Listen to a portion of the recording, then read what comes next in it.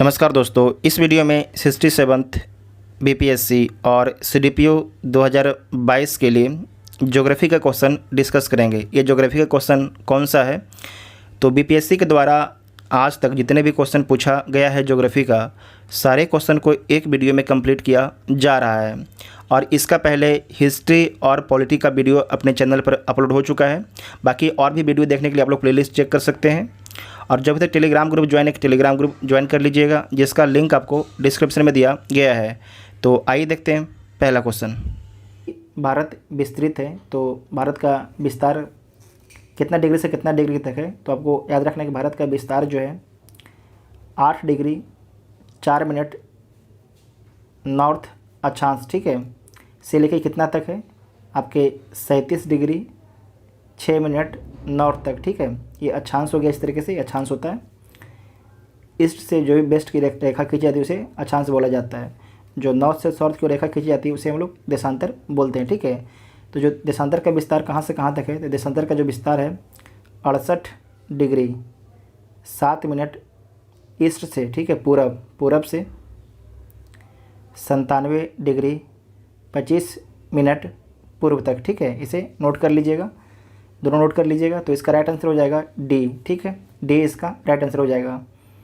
Next है कि भारत का क्षेत्रफल संसार के क्षेत्रफल का 2.4 है, परंतु इसकी संपूर्ण मानव जाति का 17% जनसंख्या है। तो बी इसका राइट आंसर हो जाएगा, ठीक है। जबकि वर्तमान में जो है लगभग आपके 17.5% हो गए हैं वर्तमान में। नेक्स्ट क्वेश्चन है कि भारतीय प्रमाणिक समय एवं ग्रीनविच मध्य समय में अंतर क्या है? तो भारत में समय कहाँ से नापा जाता है? तो इलाहाबाद के नैनी से 82.5 डिग्री से, ठीक है। तो आप लोग 82.5 डिग्री से गुणा कर दीजिएगा 4, ठीक है। एक डिग्री में कितना मिनट होता है? तो 4 मिनट होता है। तो आप लोग 82.5 गुना 4 कर दीजिएगा तो 5.5 घंटा भारत आगे हो जाएगा। 5.5 घंटा भारत आगे हो जाएगा, ठीक है। किससे? ग्रीनविच समय से, ठीक है, ग्रीनविच समय से। और आपको याद रखना है कि प्लस में होगा, माइनस में नहीं, ठीक है। प्लस आपकी ग्रीनविच यहाँ है, ठीक है, और भारत आपके यहाँ है। तो इस साइड आपकी प्लस होगा और इस साइड आपकी नेगेटिव होगा, माइनस होगा, ठीक है। तो प्लस में है तो बी इसका राइट आंसर हो जाएगा, ठीक है। बी इसका राइट आंसर हो जाएगा। नेक्स्ट है कि हुंड्रू प्रपात निर्मित है, तो कहाँ पर? तो स्वर्ण रेखा नदी पर है। तो सी इसका राइट आंसर हो जाएगा। साथ में आपको याद रखना है कि जो हुंड्रू जलप्रपात है इसकी ऊंचाई कितनी है? तो 320 फीट। अगर मीटर में पूछेगा तो 98 मीटर, ठीक है। 98 मीटर नोट कर लीजिएगा, इंपॉर्टेंट है। ये रांची से, जो रांची है, झारखंड में रांची शहर है, उससे 45 किलोमीटर दूर स्थित है, ठीक है। नेक्स्ट क्वेश्चन है कि भारत की सर्वोच्च चोटी कौन है? तो गॉडविन स्टीन है। और इसकी ऊंचाई कितना है? तो 8611 मीटर इसकी ऊंचाई है। कंचनजंगा भारत और नेपाल के बीच में स्थित है, भारत के सिक्किम और नेपाल के बीच में स्थित है। तो इसकी ऊंचाई कितना है? तो 8598 मीटर इसकी ऊंचाई है। जो माउंट एवरेस्ट है इसकी ऊंचाई कितनी है? तो 8848, जो माउंट एवरेस्ट है भारत में नहीं नेपाल में स्थित है, ठीक है। नेक्स्ट है कि हिमालय में हिमरेखा निम्न के बीच होती है, 4300 से 6000 मीटर पूर्व में। तो ए इसका राइट आंसर हो जाएगा। नेक्स्ट है कि हिमालय का पर्वत पदीय प्रदेश है। तो हिमालय का पर्वत पदीय प्रदेश कौन है? शिवालिक है, ठीक है। शिवालिक है, सबसे लास्ट में हिमालय में निर्माण शिवालिक का ही हुआ है। तो बी इसका राइट आंसर हो जाएगा। नेक्स्ट है कि शिवालिक श्रेणी का निर्माण हुआ किस युग में होता है? तो सेनोजोइक युग में होता है, ठीक है। सेनोजोइक युग में होता है। तो डी इसका राइट आंसर हो जाएगा। नेक्स्ट है कि भारत के अतिरिक्त प्रायद्वीपीय पर्वत निर्मित हुए। भारत के अतिरिक्त प्रायद्वीपीय पर्वत निर्मित हुए। तो आपको याद रखना है सेनोजोइक महाकल्प में, ठीक है, सेनोजोइक महाकल्प में। तो डी इसका राइट आंसर हो जाएगा। नेक्स्ट है कि छोटा नागपुर पठार है, एक अग्र गंभीर है, ठीक है। इसमें क्या, छोटा नागपुर में छोटा छोटा इस तरीके से पठार बना हुआ है, दो, ठीक है। तो उसे अग्र गंभीर बोला गया है। तो ए इसका राइट आंसर हो जाएगा। नेक्स्ट है कि भारत में भू आकारों की रचना के संबंध में निम्नलिखित कथनों पर मनन कीजिए, मतलब विचार कीजिए। तो विचार कर लीजिए। संरचनात्मक दृष्टि से मेघालय पठार दक्कन पठार का ही विस्तार भाग है, तो सही बात है। कश्मीर घाटी की रचना एक समभिन्ति में हुई, तो सही बात है। गंगा मैदान की रचना एक अग्रगर्त में हुआ, तो ये भी सही है। हिमालय की उत्पत्ति भारतीय प्लेट, यूरेशियन प्लेट और चीनी प्लेट नहीं है, ठीक है, भारतीय प्लेट और यूरेशियन प्लेट के अभिसरण से हुआ है, तो 4 वाला गलत हो जाएगा, बाकी 1 2 3 सही है। तो ए इसका राइट आंसर हो जाएगा। आप यहाँ पर समझिए कि गंगा की मैदान की रचना एक अग्र गर्भ में हुई, यहाँ पर आपको समझना है, ठीक है, यहाँ समझिए ध्यान से। ये आपके प्रायद्वीप है, ठीक है, पहले प्रायद्वीप जो है भारत का प्रायद्वीप, ये पहले नहीं था, बाद में आके जो है अपना ये जो एरिया था इसमें टकराता है, ठीक है, यहाँ पर आ जाता है।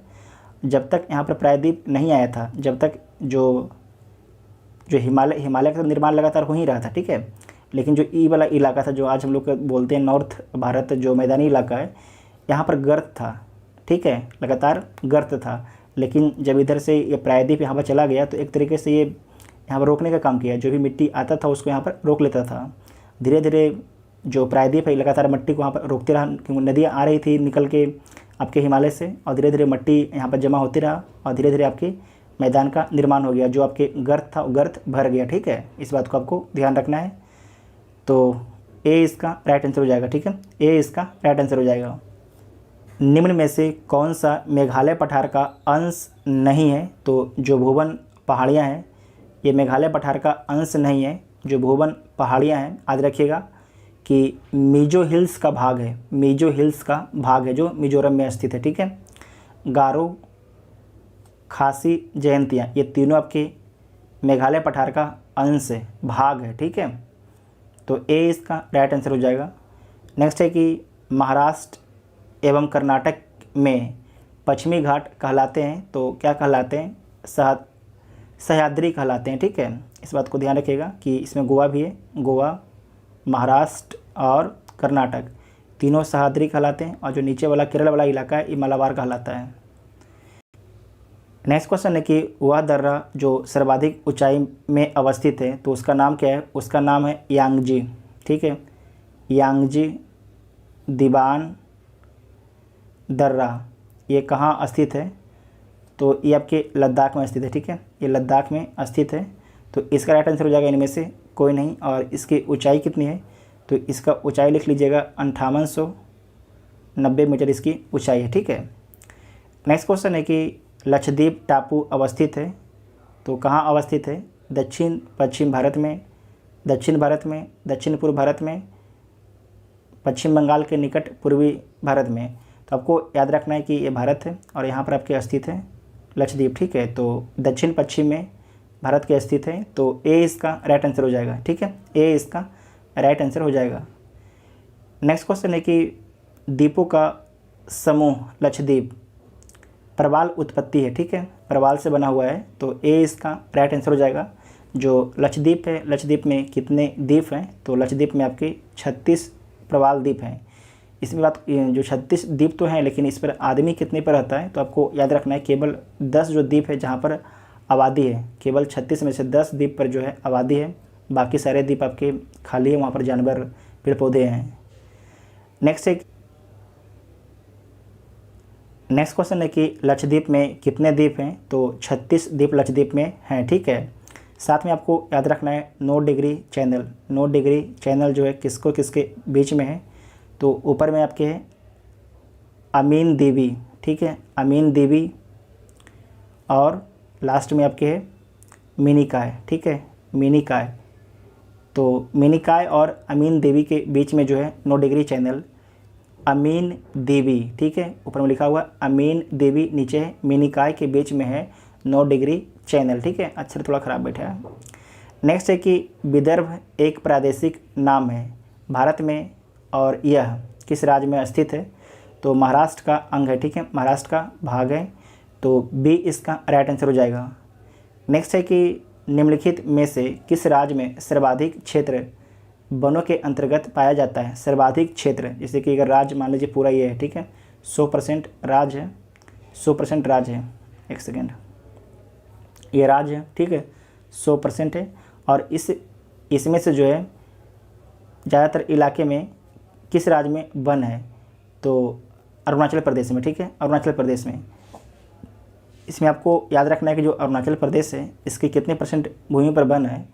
तो इसके जो है 7963% पर आपके वन है, ठीक है, 7963% पर वन है।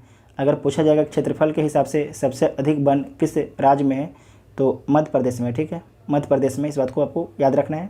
अगर यहाँ पर पूछा गया कि राज्य में परसेंटेज के हिसाब से सबसे अधिक वन किस राज्य में है, तो आ जाएगा अरुणाचल प्रदेश। अगर पूछेगा क्षेत्रफल के हिसाब से सबसे अधिक वन जो है किस राज्य में है, तो मध्य प्रदेश में। इस बात को आपको ध्यान रखना है, ठीक है। एग्जाम में प्रश्न पूछा जाता है आपसे, अलग तरीके से घुमा के पूछेगा। नेक्स्ट है कि निम्नलिखित किस पहाड़ी पर पूर्वी घाट पश्चिमी घाट से मिलता है? तो कहाँ पर मिलता है? नीलगिरी की पहाड़ी पर, ठीक है, नीलगिरी की पहाड़ी पर। तो सी इसका राइट आंसर हो जाएगा। नेक्स्ट है कि कन्याकुमारी से सटी पहाड़ियाँ हैं। तो जो कन्याकुमारी यहाँ पर कन्याकुमारी है और इसका सटी पहाड़ी है, कौन सी पहाड़ी है, उसका नाम क्या है? तो उसका नाम है काडम पहाड़ियाँ, ठीक है, काडम की पहाड़ियाँ, जिसे बोलते हैं इलायची की पहाड़ियाँ बोला जाता है। तो सी इसका राइट आंसर हो जाएगा, ठीक है, सी इसका राइट आंसर हो जाएगा। नेक्स्ट है कि क्षेत्रफल के क्रम में भारत के 3 बड़े राज्य कौन है? तो सबसे बड़ा आपके राजस्थान, मध्य प्रदेश और महाराष्ट्र। तो ए इसका राइट आंसर हो जाएगा, ठीक है, ए इसका राइट आंसर हो जाएगा। नेक्स्ट है कि भारत में जनसंख्या के अनुसार तीसरा एवं क्षेत्रफल में 12वां राज्य है? बिहार है, ठीक है, बिहार। जनसंख्या में आपकी तीसरा है और क्षेत्रफल में 12वां है। पहले आपकी 13वां था, ठीक है, लेकिन अब हो गया है 12वां, क्योंकि जो जम्मू कश्मीर है अब बन गया है केंद्र शासित प्रदेश, इसीलिए, ठीक है। तो डी इसका राइट आंसर हो जाएगा।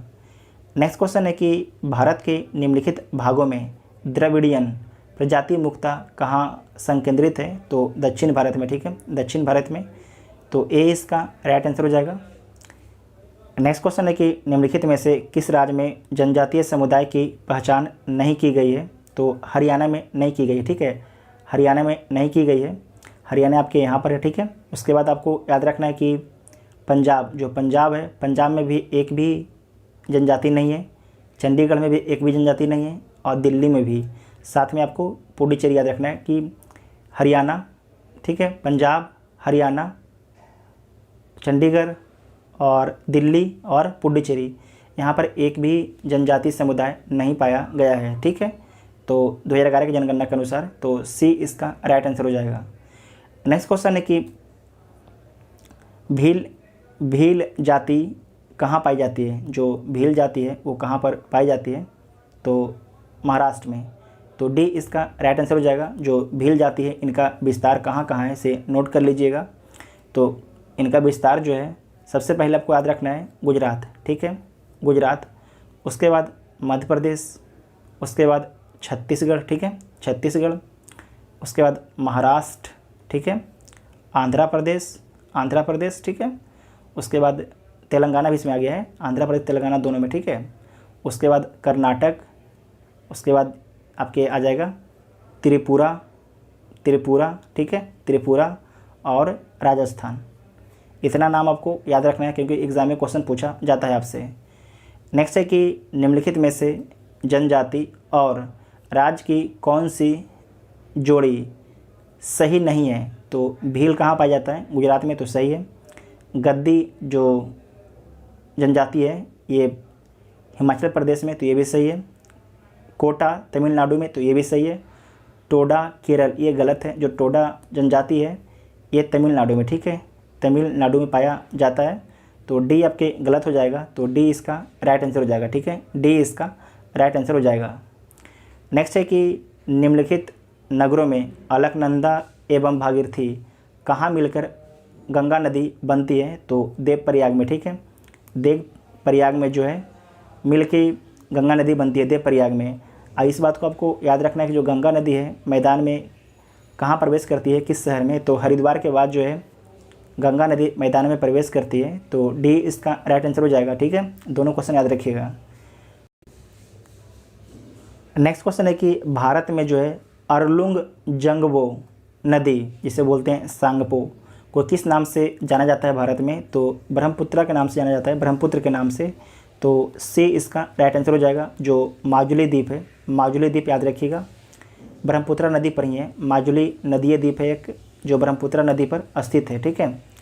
नेक्स्ट है कि तेल नदी निम्नलिखित नदियों में से किसकी सहायक नदी है? तो आपको याद रखना जो तेल नदी है, जो तेल नदी है ये आपके महानदी का सहायक नदी है, ठीक है। महानदी ये आपकी महानदी है, महानदी उड़ीसा में बहती है और उसी की सहायक नदी है तेल नदी।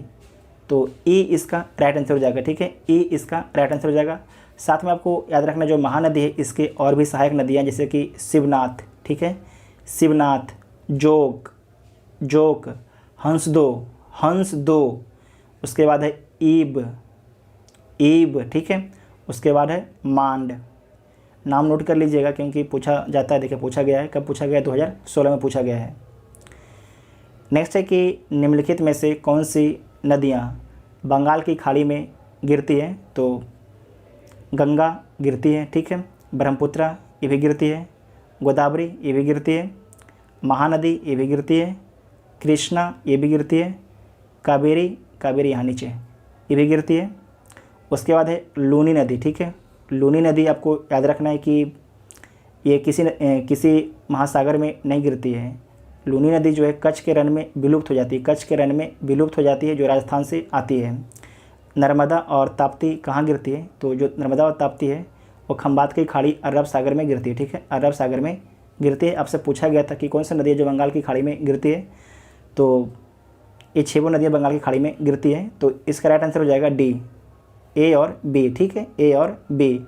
इसमें आपको याद रखना है कि जो भी नदियाँ बंगाल की खाड़ी में गिरती हैं वो डेल्टा बनाती हैं, जबकि जो नदियाँ अरब सागर में गिरती हैं वो डेल्टा नहीं बनाती हैं, वे एस्चुरी का निर्माण करती हैं। जो नर्मदा और ताप्ती हैं वे एस्चुरी का निर्माण करती हैं, इसे नोट कर लीजिएगा। नेक्स्ट क्वेश्चन है कि निम्नलिखित में से गंगा नदी घाटी का भाग कौन सी उपनदी है? तो जो ऑप्शन दिया गया उसमें से कोई भी जो नदी नहीं है जो गंगा नदी घाटी का उपनदी हो, तो ए इसका राइट आंसर हो जाएगा। इसमें आपको याद रखना है जो बराकर नदी है ये किसकी सहायक नदी है?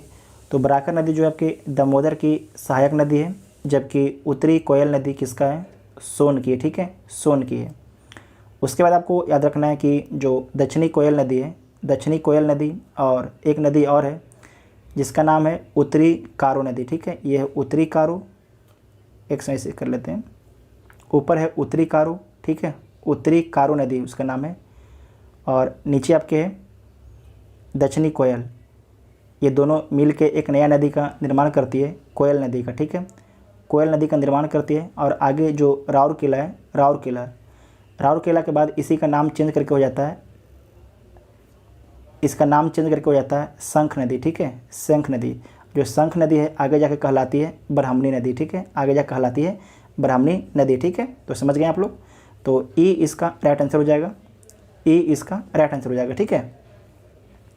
नेक्स्ट है कि निम्न में से कौन सा शहर जो है गंगा नदी के किनारे स्थित नहीं है? तो फतेहपुर स्थित है, भागलपुर भी, कानपुर भी, जबकि उत्तरकाशी जो नदी है ये भागीरथी नदी किनारे स्थित है, ठीक है, भागीरथी नदी किनारे स्थित है।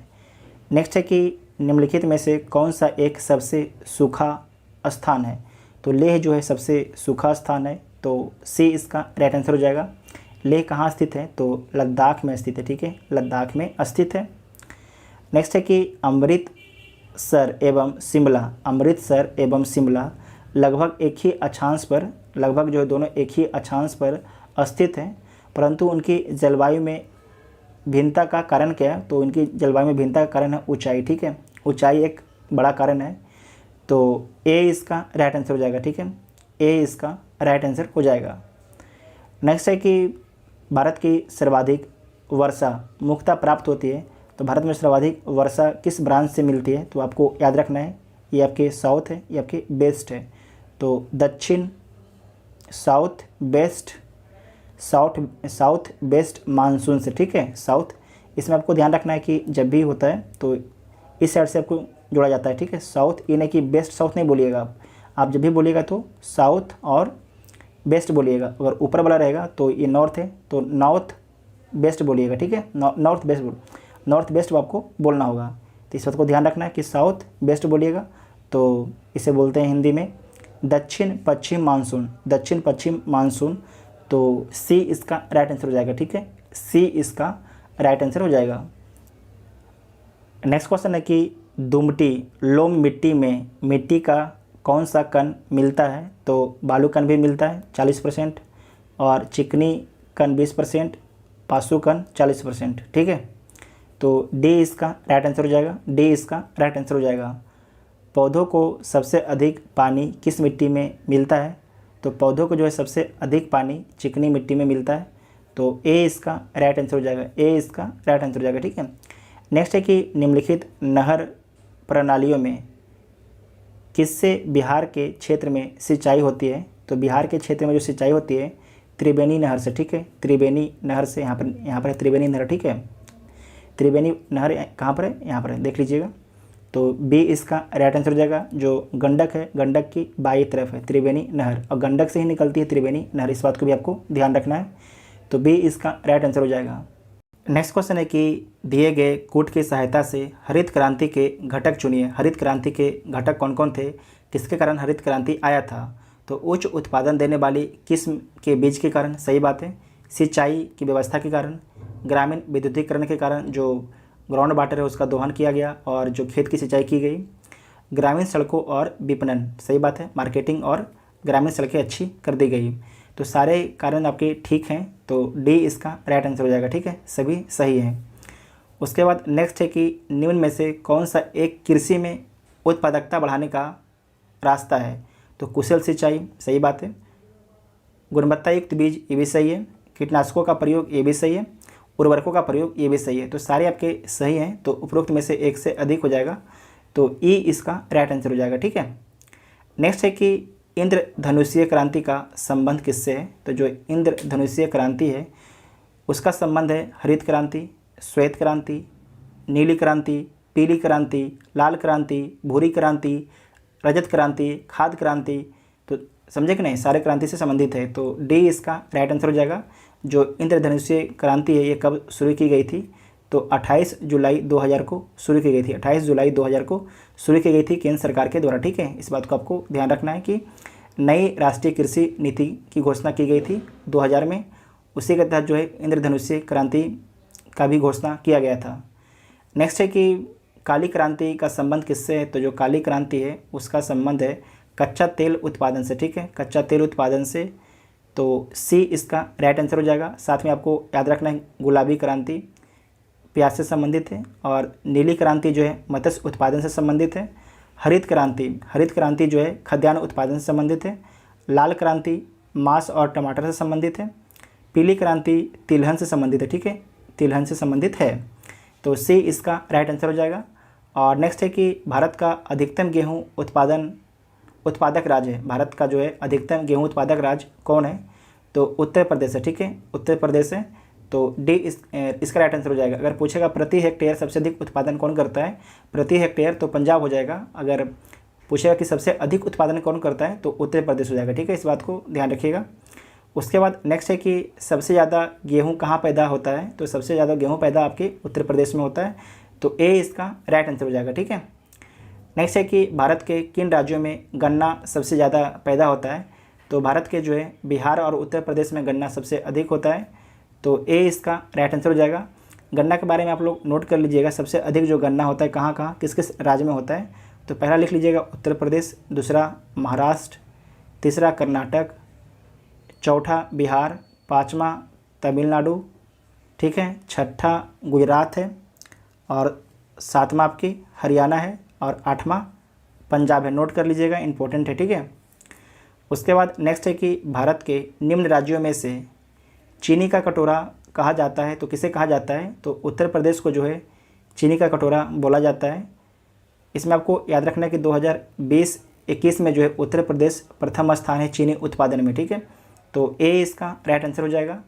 नेक्स्ट है कि भारत में एकमात्र राज्य जो केसर का उत्पादन करता है अब हो गया है केंद्र शासित प्रदेश। ठीक है, पहले ये राज्य था। ठीक है, इस बात को आपको ध्यान रखना है। तो जम्मू कश्मीर इसका राइट आंसर हो जाएगा।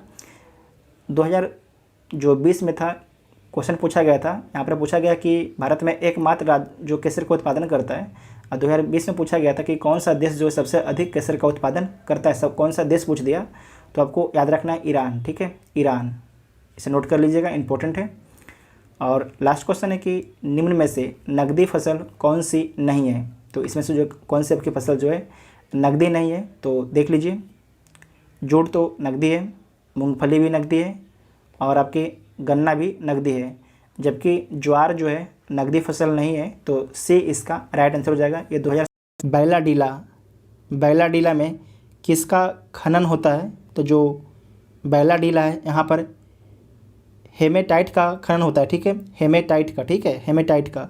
तो ए इसका राइट आंसर हो जाएगा। जो बैलाडीला है किस राज्य में स्थित है। तो छत्तीसगढ़ के दंतेवाड़ा डिस्ट्रिक्ट में स्थित है, इसे नोट कर लीजिएगा, इंपॉर्टेंट है। नेक्स्ट क्वेश्चन है कि झारखंड में कोयला की खानें हैं। तो झारखंड में जो है कोयला की खानें कहाँ पर स्थित है। तो ऑप्शन के हिसाब से तो ए इसका राइट आंसर हो जाएगा, झरिया में स्थित है। और जो झरिया में कौन सा कोयला मिलता है। तो कोकिंग कोयला, नोट कर लीजिएगा, इंपॉर्टेंट है। झरिया में जो है कोकिंग कोयला मिलता है, ठीक है। तो ए इसका राइट आंसर हो जाएगा। उसके बाद है जमशेदपुर। जमशेदपुर के बारे में याद रखिएगा कि यहाँ पर इस्पात उद्योग है जमशेदपुर में। साथ में जो लोहरदग्गा है यहाँ पर बॉक्साइड का उत्पादन किया जाता है, जबकि जो रांची है भारी मशीनों के निर्माण के लिए प्रसिद्ध है, भारी मशीनों के निर्माण के लिए प्रसिद्ध है। नेक्स्ट है कि झारखंड के झरिया क्षेत्र में मुख्यतः क्या पाया जाता है। तो झारखंड के झरिया क्षेत्र में मुख्यतः कोयला पाया जाता है। ये 2015 का पूछा हुआ सवाल था और ये क्वेश्चन आपके पूछा हुआ 2011 का, ठीक है। तो क्वेश्चन आपके रिपीटेशन होते हैं, तो आप सभी लोगों को प्रीवियस ईयर क्वेश्चन पूरे देखने हैं, ठीक है। उसके बाद नेक्स्ट है कि भारतीय कोयला उद्योग की निम्नलिखित समस्याओं पर आपको विचार करना है। तो विचार कर लीजिए। पहला है कि निम्न कोटि का कोयला एवं कोयला संचलन में बाधा। तो सही बात है, एकदम सही है, ठीक है। धुलाई संस्थानों की उपयोग की क्षमता में कमी, ये भी सही है। कोकिंग कोयला के आयात पर बढ़ती निर्भरता, क्योंकि भारत में जो है कोकिंग कोयला बहुत कम है, तो हम लोग ज़्यादातर कोयला ऑस्ट्रेलिया से मंगाते हैं, ठीक है। उसके बाद है कार संचालन कीमतें। तो जो कार संचालन करने में बहुत ज़्यादा कीमत लगता है, तो ये भी सही है। तो सारे ऑप्शन आपके सही हैं, तो बी इसका राइट आंसर हो जाएगा। जो कोकिंग कोयला होता है, जो स्टील प्लांट होता है, वहाँ पर इसका ज़्यादा इस्तेमाल किया जाता है, ठीक है, इसे नोट कर लीजिएगा, इंपॉर्टेंट है। उसके बाद नेक्स्ट क्वेश्चन है कि भारत में सबसे पुराना तेल का भंडार कहाँ है। तो भारत में जो है सबसे पुराना तेल का जो भंडार है डिगबोई असम में, ठीक है। ब्रह्मपुत्रा घाटी जो है देश की सबसे पुरानी तेल घाटी है। तो डी इसका राइट आंसर हो जाएगा। ये कब पूछा गया है, 2015 में पूछा गया है। नेक्स्ट है कि भारत में सर्वप्रथम तेल ऊर्जा संकट कब हुआ। तो भारत में जो है सर्वप्रथम तेल और जो ऊर्जा संकट हुआ था 1970 और 1980 के दौरान हुआ था, ठीक है। 1970 और 1980 के दौरान हुआ था, अपने दशक में हुआ था, ठीक है। तो डी इसका राइट आंसर हो जाएगा। इसमें समस्या क्या आ गई थी कि भारत में जो है सर्वप्रथम भयानक ऊर्जा संकट जो 1973 में पैदा हो गया था, 1973 में पैदा हो गया था, जब ओपेक ने जो है तेल की जो दाम था एक बहुत ज़्यादा बढ़ा दिया था, इसी कारण, ठीक है। करीब जो रेट था करीब 4 गुना बढ़ा दिया था, जहाँ पर 1 रुपया था अब सीधे कर दिया 4 रुपया उस तेल का दाम, इसीलिए भारत में जो है तेल संकट पैदा हो गया था। नेक्स्ट क्वेश्चन है कि भारत में प्रति व्यक्ति ऊर्जा की खपत वर्ष 1994 में थी, तो कितना थी। तो 243 किलोग्राम तेल के बराबर। तो सी इसका राइट आंसर हो जाएगा। ये तो भारत का था, जबकि उसी समय 1994 में वर्ल्ड का कितना था। तो 1471 किलोग्राम प्रति व्यक्ति ऊर्जा खपत, ठीक है। 1471 किलोग्राम प्रति व्यक्ति ऊर्जा खपत था विश्व के स्तर में, जबकि भारत का बहुत ही कम था, ठीक है, भारत का बहुत ही कम था। उसके बाद नेक्स्ट है कि निम्न राज्यों में से कौन सा राज्य भारत में सर्वाधिक सौर ऊर्जा का उत्पादन करता है। तो भारत में जो है सर्वाधिक सौर ऊर्जा का उत्पादन कर्नाटक करता है। ये क्वेश्चन कब पूछा गया था। तो ये क्वेश्चन पूछा गया है 2020 में, ठीक है। ये क्वेश्चन पूछा गया है 2020 में। कर्नाटक कितना सौर ऊर्जा का उत्पादन करता है 31 मार्च 2020 तक। तो कितना करता है, तो 7277 मेगावाट, ठीक है। और सेकेंड स्थान पर आपका राजस्थान है, यहाँ पर कितना होता है, तो 5137 मेगावाट, ठीक है। उसके बाद जो आंध्रा है यहाँ पर कितना होता है, तो 3610 मेगावाट। जो तेलंगाना है यहाँ पर कितना होता है, तो तेलंगाना में होता है 3620 मेगावाट, नोट कर लीजिएगा, इम्पोर्टेंट है।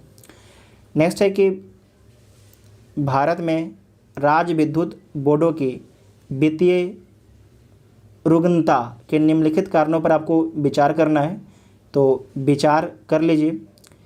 कृषि एवं घरेलू उपभोक्ताओं को उत्पादन लागत से कम पर बिजली का विक्रय, तो ये भी सही बात है। कहने का मतलब है कि जो राज्य विद्युत बोर्डों की जो वित्तीय स्थिति खराब क्यों हो गई, ठीक है, तो उसका कारण नीचे दिया गया है। तो पहला कारण तो सही है कि कृषि एवं घरेलू उपभोक्ताओं को जो है उत्पादन लागत से कम पर बिजली देने के कारण। दूसरा है कि प्रसारण एवं संवितरण हानियाँ काफ़ी ज़्यादा होती है, क्योंकि जो ट्रांसमिशन लाइन में बहुत ज़्यादा बिजली बर्बाद हो जाती है, ठीक है। उसके बाद है कि राज्य विद्युत बोर्डों के लिए वाणिज्यिक स्वायत्तता में कमी, तो ये भी सही बात है। उसके बाद है कि राज्य सरकारों ने राज्य विद्युत बोर्डों के माध्यम से सामाजिक परिधान नीतियों को क्रियान्वित किया, इसका भी कारण है कि सरकार जो है लोक लुभावन टाइप के जो वादे करती है, उसके कारण भी जो आपके बिजली बोर्ड होता है उसको नुकसान होता है। तो बी इसका राइट आंसर हो जाएगा, सारे आपके ऑप्शन जो है सही हो जाएगा।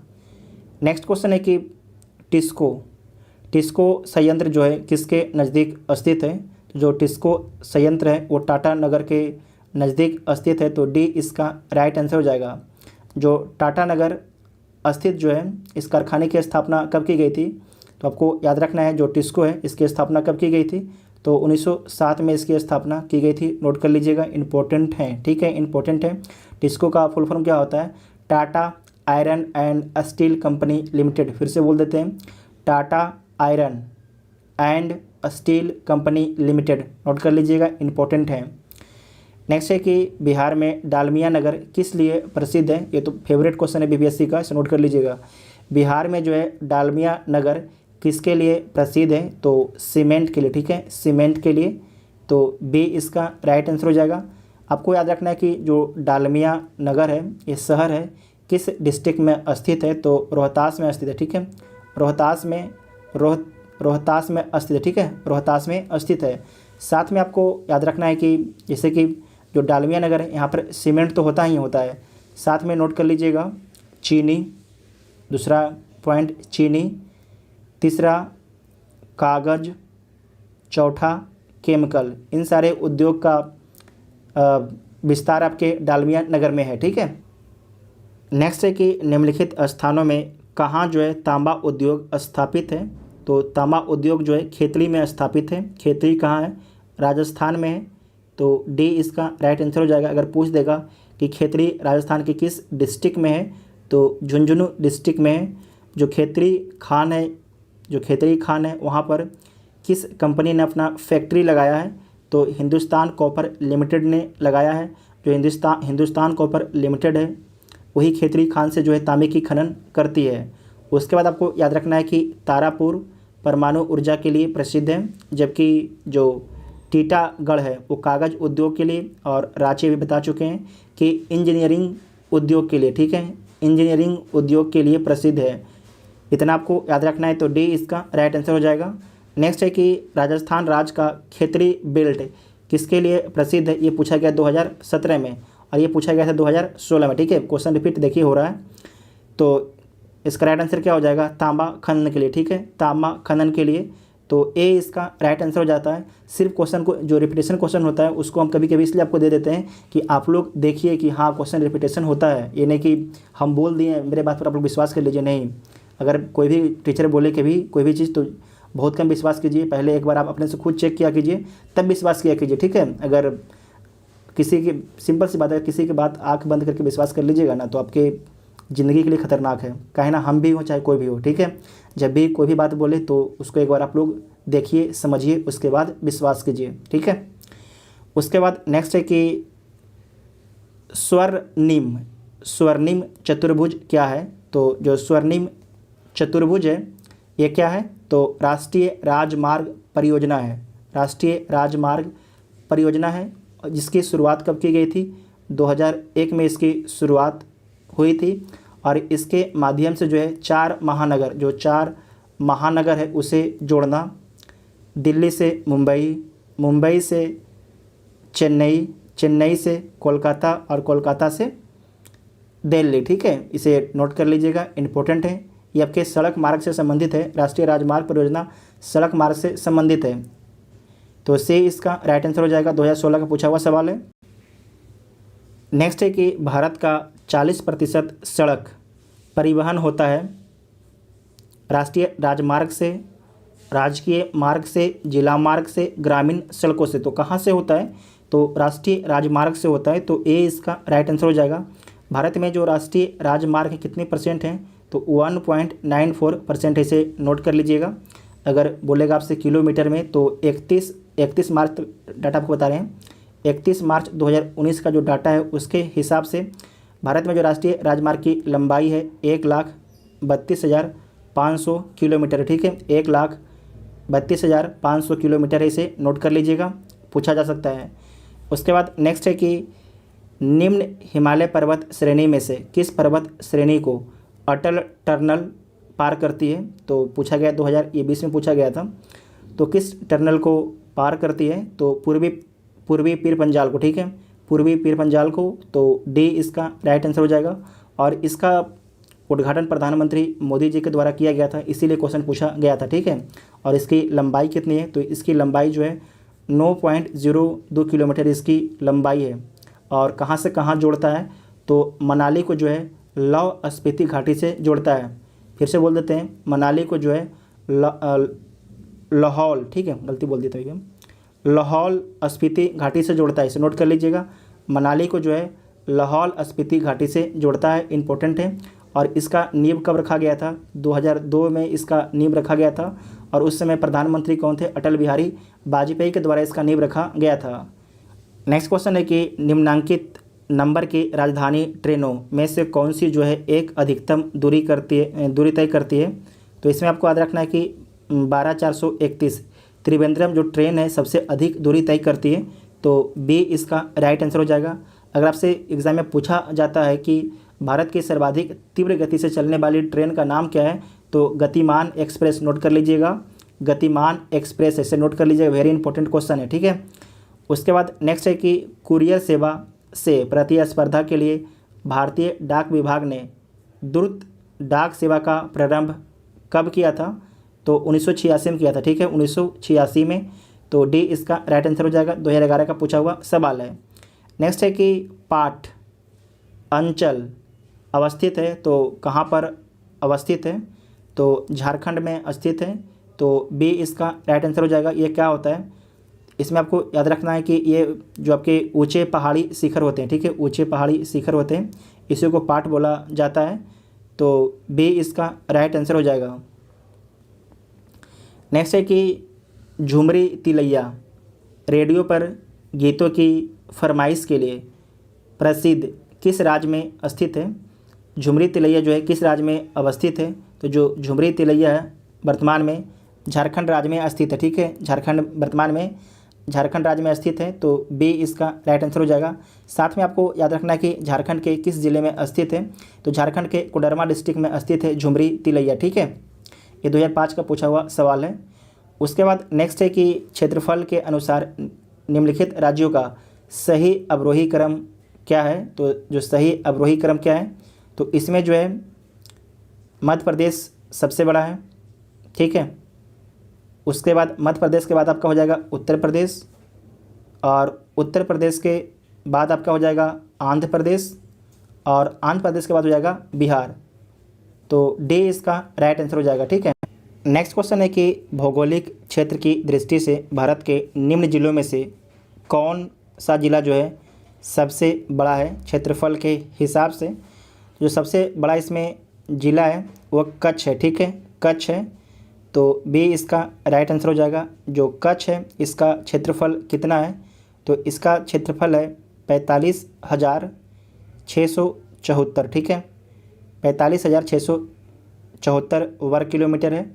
जबकि जो लेह है इसका है 45,100 वर्ग किलोमीटर, ठीक है।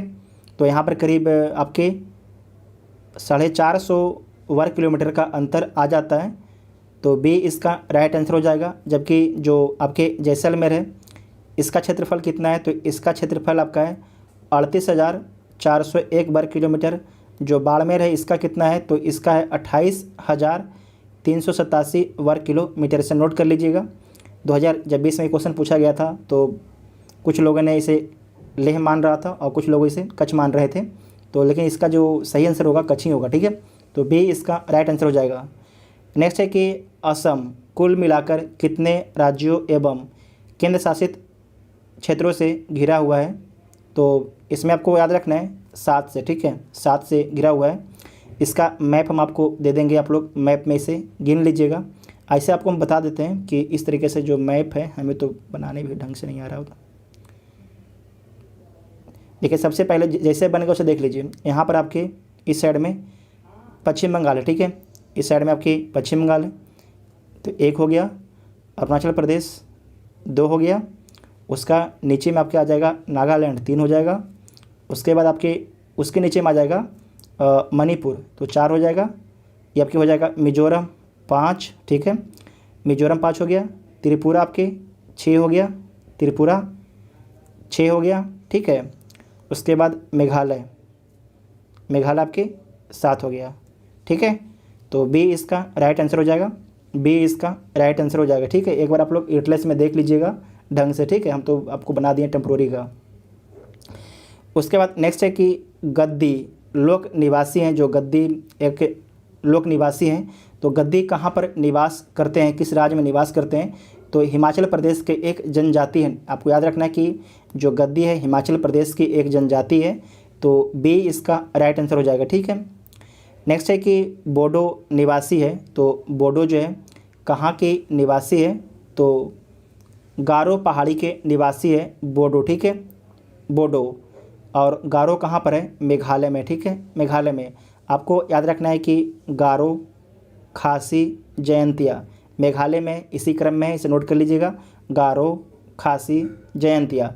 आप लोग को कमेंट करके बताना है कि जो शिलोंग है, शिलोंग जो है किस पहाड़ी पर स्थित है। शिलोंग जो है किस पहाड़ी पर स्थित है, जो मेघालय की राजधानी है। आप सभी लोग कमेंट करके बताइएगा। आप लोग मैप में चेक करके भी बताइएगा जिनको पता नहीं है। ठीक है, उसके बाद नेक्स्ट है कि गंगा की जलोढ़ मृदा की गहराई भूमि सतह के नीचे लगभग है, तो कितनी है, तो 6000 मीटर तक है। ठीक है, 6000 मीटर तक है, तो ए इसका राइट आंसर हो जाएगा। आपको क्या बताए थे कि जो आज उत्तर भारत है, यहाँ पर एक तरीके से बहुत बड़ा गर्त था। ठीक है, बहुत बड़ा गर्त था। जब आपके अपना प्रायद्वीप, जब यहाँ पर ये जो प्रायद्वीप है, जब इस इलाके में आ जाता है, यहाँ पर आके जो एक तरीके से स्थिर हो जाता है, तो जो भी नदियाँ आपके हिमालय से निकल रही थी, उनके द्वारा जो भी अपरदन लाया गया और धीरे धीरे क्या किया गया, यहाँ पर छोड़ा गया, और उस अपरदन के कारण जो है अपना उत्तर भारत का निर्माण हो जाता है। ठीक है, नेक्स्ट क्वेश्चन है कि भारत की सबसे बड़ी वाह नदी कौन है, तो जो भारत की सबसे बड़ी जो वाह नदी है गंगा है। ठीक है, गंगा है, तो से इसका राइट आंसर हो जाएगा। जो गंगा है इसकी लंबाई कितना है, तो 2525 किलोमीटर इसकी लंबाई है। जो गोदावरी है इसकी लंबाई कितना है, तो 1465 किलोमीटर है। उसके बाद जो नर्मदा है इसकी लंबाई कितनी है, तो 1312 किलोमीटर इसकी लंबाई है। उसके बाद है महानदी। ठीक है, इसकी लंबाई कितनी है, 851 किलोमीटर है। जो महानदी है, महानदी पर ही हीराकुंड बांध है, इसे नोट कर लीजिएगा। ठीक है, आप लोग कमेंट करके बताइएगा कि जो हीराकुंड बांध है कब बना था। ठीक है, हीराकुंड बांध जो है कब बना था, आप लोग कमेंट करके बताइएगा। नेक्स्ट क्वेश्चन है कि गंगा नदी के किनारे सबसे बड़ा शहर है, तो जो गंगा नदी के किनारे सबसे बड़ा शहर आपके कानपुर है। ठीक है, कानपुर की आबादी कितनी है, तो 30 लाख इसकी आबादी है। उसके बाद पटना है, पटना की आबादी कितना है, तो 25 लाख के आसपास पटना की आबादी है। जो इलाहाबाद है इसका आबादी कितना है, तो 14 लाख है। जो वाराणसी है इसका आबादी कितना है, तो इसका आबादी 15 लाख है। ठीक है, 15 लाख है, तो सी इसका राइट आंसर हो जाएगा। नेक्स्ट क्वेश्चन है कि तिब्बत में मानसरोवर झील के पास से जिस नदी का स्रोत है वह कौन नदी है, तो जो मानसरोवर झील के पास से कौन कौन सी नदी निकलती है, तो ब्रह्मपुत्रा नदी, जिसे चाइना में सांगपो बोला जाता है। सतलज नदी, जो सतलज नदी है भारत में सिपकिला दर्रे से भारत में प्रवेश करती है। और सिंधु नदी। इन तीनों नदियों का जो उत्थान है ये आपकी मानसरोवर झील के पास ही से होता है। ठीक है, तो डी इसका राइट आंसर हो जाएगा, डी इसका राइट आंसर हो जाएगा। ठीक है, जो आपकी सतलज नदी है इसका उत्थान जो है, इसका निकास जो है राकस ताल से होता है। ठीक है, नोट कर लीजिएगा, राकस ताल से होता है। जबकि जो सिंधु नदी है वो मानसरोवर झील के निकट से निकलती है। जो ब्रह्मपुत्रा नदी है इसके बारे में नोट कर लीजिएगा कि ये आपके चेमा उंगदुम हिमनद से निकलती है। लिख देते हैं यहाँ पर चेमा, चेमा, उंगदुंग, उंग और दुंग, उंगदुंग ग्लेशियर से निकलती है। इसे नोट कर लीजिएगा, इम्पोर्टेंट है। ठीक है, उसके बाद नेक्स्ट है कि मानस नदी किस नदी की उपनदी है। तो जो मानस नदी है ये ब्रह्मपुत्रा नदी की उपनदी है। तो डी इसका राइट आंसर हो जाएगा।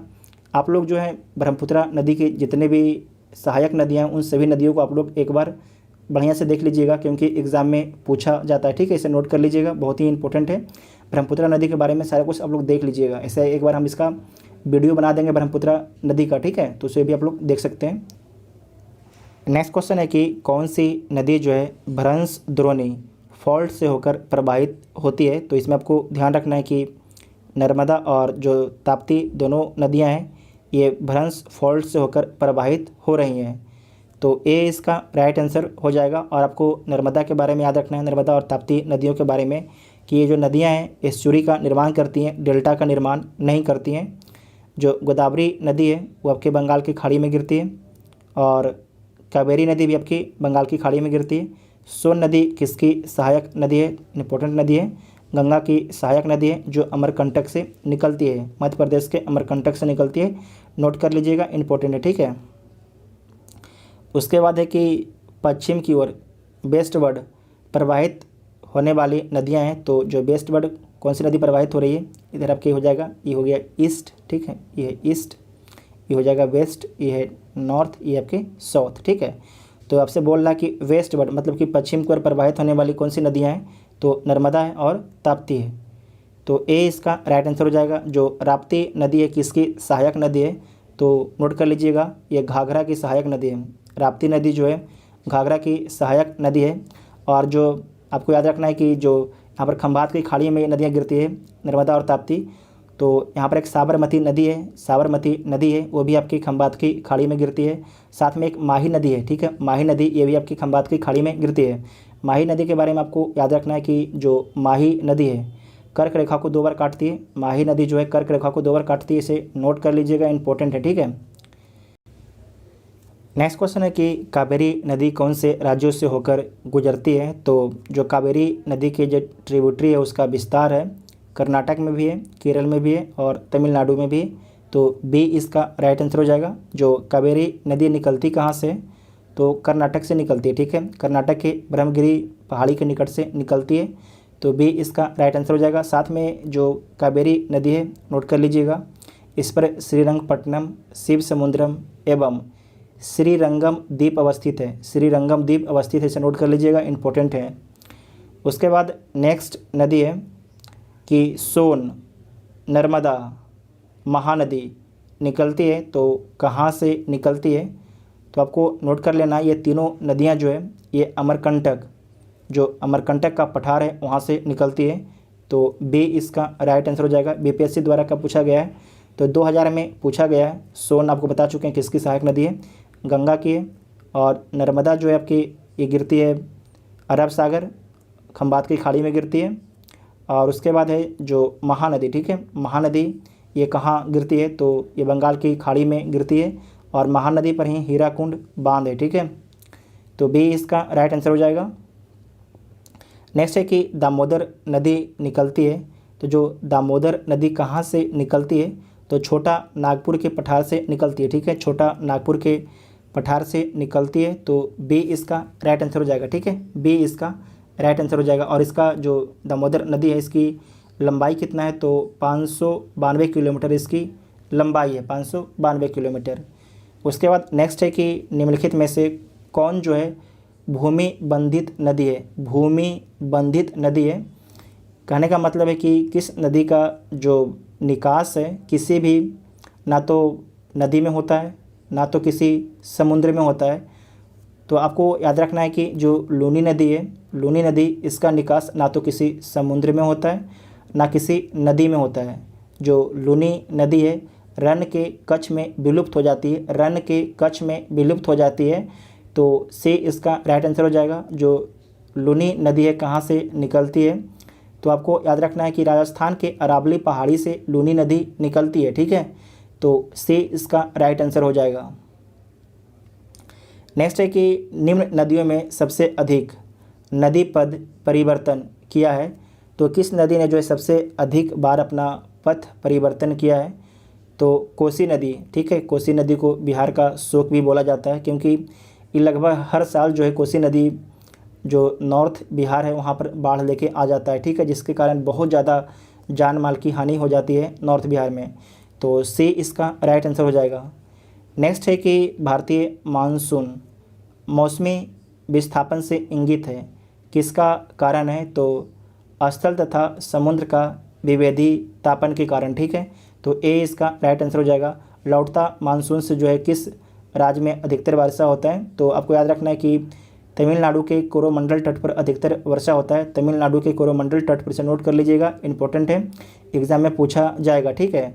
जो मानसून आता है उसे क्या बोलते हैं, तो दक्षिण पश्चिम, जो दक्षिण पश्चिम होता है उससे मानसून आता है। ये आपके साउथ हो गया, ठीक है, ये आपके वेस्ट हो गया।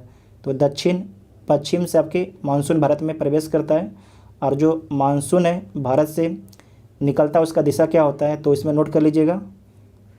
इसका जो दिशा होता है आपके नॉर्थ और ईस्ट होता है, ठीक है, नॉर्थ ईस्ट होता है इसकी, जब ये मानसून भारत से वापस जाता है, तो इसे नोट कर लीजिएगा, ये भी इंपॉर्टेंट आपसे एग्जाम में पूछा जाएगा। नेक्स्ट क्वेश्चन है कि निम्न राज्यों में से किस राज्य में जो है जाड़े विंटर के मौसम में बारिश होती है, तो तमिलनाडु में। और लौटता मानसून के कारण आपको बता चुके हैं कि क्या बताएं आपको हम, उत्तर और पूर्व। उत्तर पूर्व जो होता है आपके लौटता मानसून होता है, ठीक है, उत्तर पूर्व जो है लौटता मानसून होता है, इसे नोट कर लीजिएगा। जो तमिलनाडु है लौटता मानसून से जो है बारिश होती है, बंगाल की खाड़ी से पानी लेती है और जाके तमिलनाडु के तट पर वर्षा कराती है, कोरोमंडल तट, नोट कर लीजिएगा। और कितना वर्षा होती है, तो बोला जाता है कि 65 से 75 सेंटीमीटर के आसपास वर्षा होती है। नेक्स्ट है कि चेरापूंजी अवस्थित है, तो चेरापूंजी कहाँ पर अवस्थित है, तो मेघालय में स्थित है। तो सी इसका राइट आंसर हो जाएगा। ये कब क्वेश्चन पूछा गया था, तो 1996 में। लेकिन आपको याद रखना है कि अब जो है मेघालय में सबसे अधिक वर्षा कहाँ पर होता है, चेरापूंजी चेंज कर गया है, अब कहाँ पर होता है, तो मानसिन राम में होता है, ठीक है। एक सेकंड लिख देते हैं यहाँ पर, मासिन राम होता है, मासिन राम होता है, ठीक है। मासिन राम में जो है अब विश्व का सबसे अधिक वर्षा होता है, नोट कर लीजिएगा। पहले चेरापूंजी था, अब हो गया है मासिन राम, ठीक है। नेक्स्ट क्वेश्चन देखिए। नेक्स्ट क्वेश्चन है कि सूची 1 को सूची 2 के साथ सम्मिलित करना है, तो सम्मिलित कर लीजिए। एक साइड आपकी प्राकृतिक आपदाएं हैं और एक साइड आपकी प्रदेश हैं। तो जो बाढ़ है सबसे अधिक कहाँ पर आता है, तो उत्तर प्रदेश तथा बिहार के मैदान में।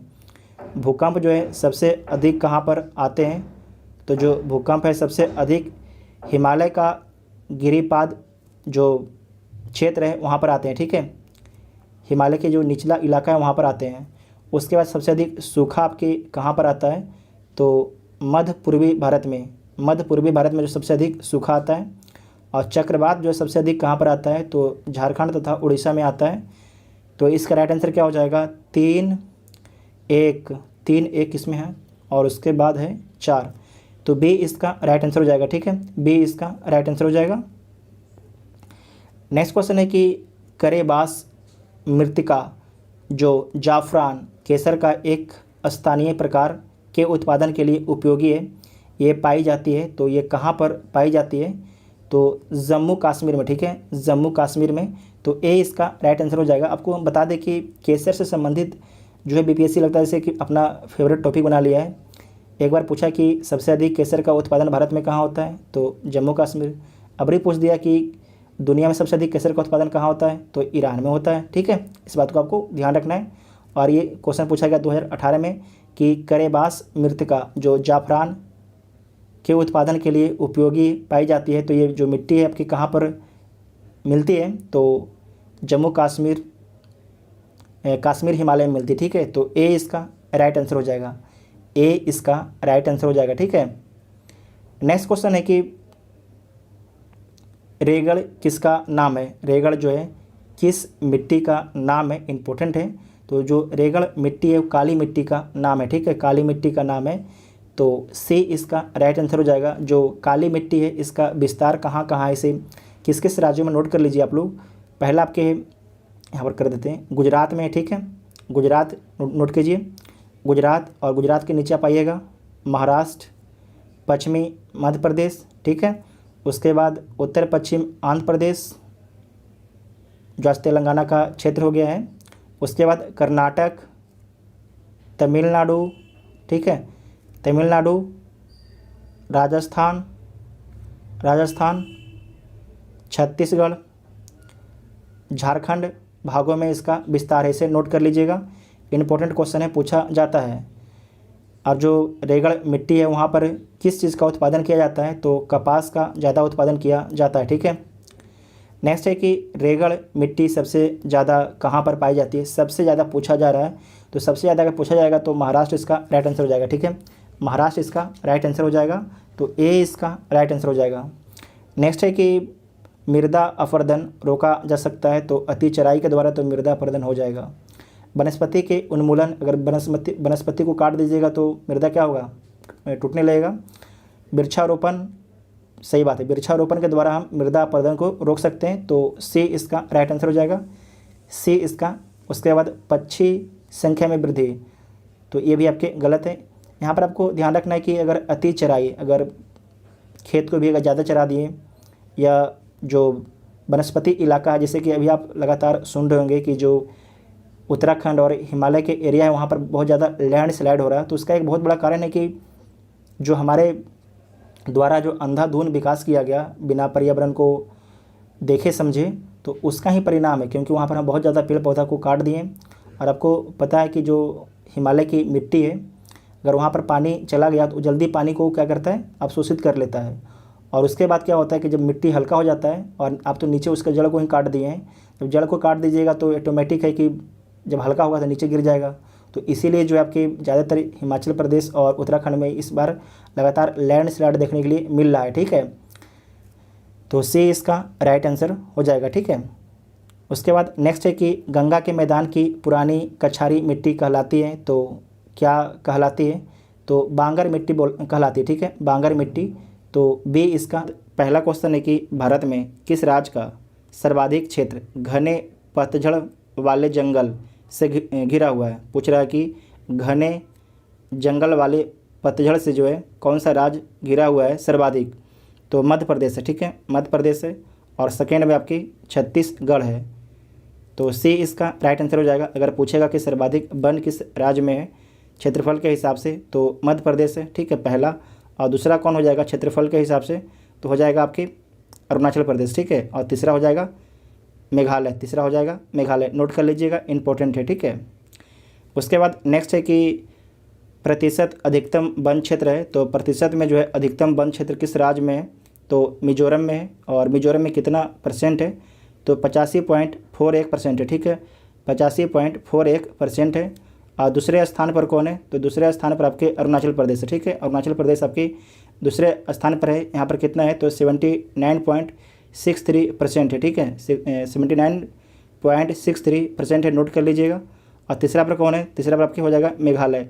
मेघालय में कितना है, तो मेघालय में आपके है, मेघालय में आपका है 76.33% है। ये तीनों पॉइंट नोट कर लीजिएगा, इंपॉर्टेंट है।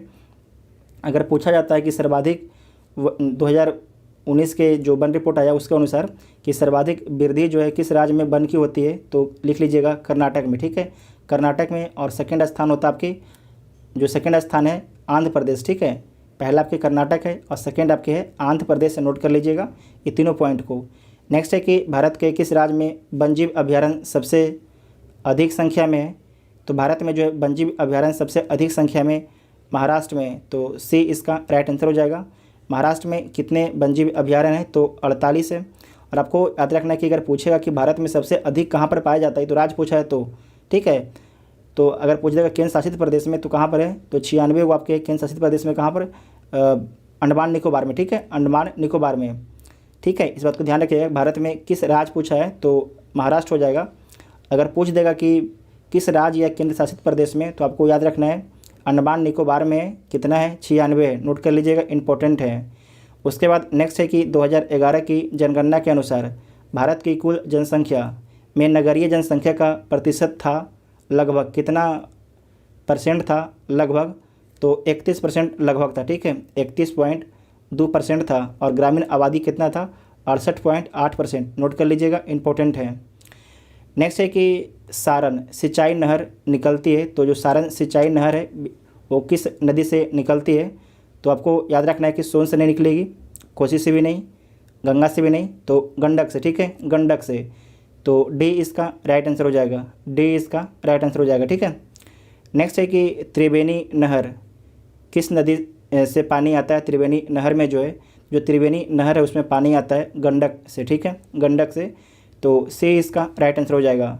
नेक्स्ट है कि भाखड़ा नांगल एक संयुक्त परियोजना है, तो जो भाखड़ा नांगल एक संयुक्त परियोजना है उससे हरियाणा, पंजाब, राजस्थान की है, ठीक है, हरियाणा, पंजाब और राजस्थान की एक संयुक्त परियोजना है, तो ए इसका राइट आंसर हो जाएगा, ठीक है, ए इसका राइट आंसर हो जाएगा। और किस नदी पर है, तो सतलज नदी पर है। नेक्स्ट है कि भाखड़ा नांगल बांध किस नदी पर बनाया गया है, तो सतलज नदी पर बनाया गया है, तो डी इसका राइट आंसर हो जाएगा, ठीक है, डी इसका राइट आंसर हो जाएगा। नेक्स्ट है कि किस नदी पर शिव समुद्रम जलप्रपात अवस्थित है, तो जो शिव समुद्रम जलप्रपात है ये स्थित है कावेरी नदी पर, ठीक है, कावेरी नदी पर, तो ए इसका राइट आंसर हो जाएगा। जो कावेरी नदी कहाँ से निकलती है, तो कर्नाटक के ब्रह्मगिरी पहाड़ी से निकलती है, ठीक है। और इसका जो अपवाद क्षेत्र है किन किन राज्यों में, तो इसका अपवाद क्षेत्र आपके है कर्नाटक, केरल और तमिलनाडु में इसका अपवाद क्षेत्र है, ठीक है। तो ए इसका राइट आंसर हो जाएगा। नेक्स्ट है कि हीराकुंड बांध तैयार किया गया है, तो जो हीराकुंड बांध है किस नदी पर बनाया गया है, तो हीराकुंड जो बांध है वो बनाया गया है महानदी पर, ठीक है, महानदी पर, तो बी इसका राइट आंसर हो जाएगा। जो महानदी है कहाँ गिरती है, तो महानदी जो बंगाल की खाड़ी में गिरती है। और हीराकुंड बांध कब बनाया गया है, तो 1957 में हीराकुंड बांध बनाया गया है। गोदावरी, नर्मदा, जो गोदावरी है, ठीक है, और महानदी ये दोनों गिरती है आपकी बंगाल की खाड़ी में। नर्मदा गिरती है आपकी अरब सागर से बोलते हैं खंबात की खाड़ी, और चंबल किसकी सहायक नदी है, तो चंबल जो है यमुना की सहायक नदी, नोट कर लीजिएगा, चंबल जो है यमुना की सहायक नदी है, नोट कर लीजिएगा, इंपॉर्टेंट है। नेक्स्ट क्वेश्चन है कि मेथौन, बेल पहाड़ी एवं तिलैया बांध किस नदी पर बनाया गया है, तो बराकर नदी पर बनाया गया है, तो बी इसका राइट आंसर हो जाएगा। बराकर नदी झारखंड में बहती है, ठीक है, और किसकी सहायक नदी है, तो दामोदर की सहायक नदी है, इसे नोट कर लीजिएगा, दामोदर की सहायक नदी है। इसका पहले जो बीपीएससी तिलैया बांध के बारे में क्वेश्चन पूछा जा चुका है। नेक्स्ट है कि भारत में कौन सा कृषि वित्त का स्रोत नहीं है, तो सहकारी समितियां तो है, व्यापारिक बैंक भी देती हैं, और क्षेत्रीय ग्रामीण बैंक भी जो है कृषि वित्त मतलब कि एग्रीकल्चर फाइनेंस करती हैं, तो इनमें से कोई नहीं, तो आपके गलत हो जाएगा, सारे हैं क्योंकि, ठीक है, क्योंकि सारे आपके देते हैं, तो इसका राइट आंसर हो जाएगा डी, इनमें से। कृषि में युग्म पैदावार का आशय खाली स्थान को उगाने से है, तो विभिन्न मौसम में 2 फसल उगाने से है, ठीक है, तो ए इसका राइट आंसर हो जाएगा, ए इसका राइट आंसर हो जाएगा। नेक्स्ट क्वेश्चन है कि भारत में जो है द्वितीय हरित क्रांति के संबंध में क्या सही है, तो इसका लक्ष्य है कि हरित क्रांति से पूर्व में ही लाभान्वित हो चुके क्षेत्रों में गेहूं एवं चावल के उत्पादन में वृद्धि करना, तो जिस क्षेत्र में होगा उस क्षेत्र में नहीं करना है, तो गलत हो गया। उसके बाद है कि इसका लक्ष्य है कि हरित क्रांति से अब तक लाभान्वित ना हो सकने वाले क्षेत्रों में बीज, पानी, उर्वरक तकनीक का विस्तार करना, तो ये सही है। इसका लक्ष्य हरित क्रांति के प्रारंभ में प्रयुक्त हो चुकी फसलों को छोड़कर अन्य फसलों के उत्पादन में वृद्धि करना, तो ये भी गलत है। इसका लक्ष्य है कि पशुपालन, सामाजिक वानिकी तथा मत्स्य पालन के साथ शास्त्रीय उत्पाद का एकदम सही है, ठीक है, ये भी सही है। तो 1 और 3 गलत हो जाएगा, तो 2 और 4 सही हो जाएगा, तो सी इसका राइट आंसर हो जाएगा, ठीक है, सी इसका राइट आंसर हो जाएगा, नोट कर। नेक्स्ट क्वेश्चन है कि नकदी फसल में सम्मिलित नहीं है, तो नकदी फसल में कौन सम्मिलित नहीं है, तो देख लीजिए, गन्ना सम्मिलित है, कपास भी सम्मिलित है, जूट भी सम्मिलित है, गेहूं सम्मिलित नहीं है, तो डी इसका राइट आंसर हो जाएगा। इसमें लिख लीजिएगा तंबाकू, ठीक है, तंबाकू जो आपके नकदी फसल है। तिलहन, तिलहन नकदी फसल है, ठीक है, तिलहन नकदी फसल है।